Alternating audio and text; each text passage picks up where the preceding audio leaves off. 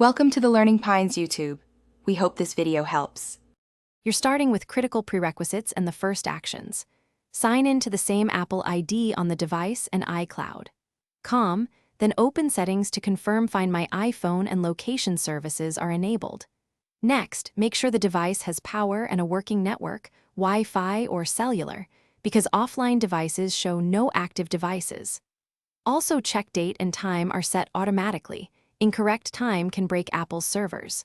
Once done, move to re-authentication and network resets to refresh device presence. Now you'll force a fresh connection to Apple. Sign out of iCloud on the device, wait 30 seconds, then sign back in to reissue credentials. This refreshes the device registry. After signing in, toggle Find My iPhone off, then on, and immediately restart the device to push a new heartbeat to Apple's servers.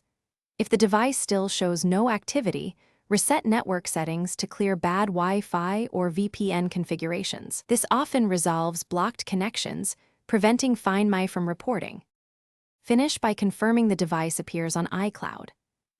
Or the Find My app. Give it a minute after the restart for status to update. Make sure the device runs the latest iOS, updates fix background location and iCloud bugs, then reboot once more.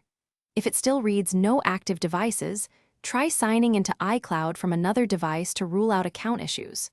Troubleshooting tip: if nothing changes, gather the device serial, Apple ID, and exact timestamps, then contact Apple support so they can inspect server. Thanks for watching. Consider subscribing if we helped you.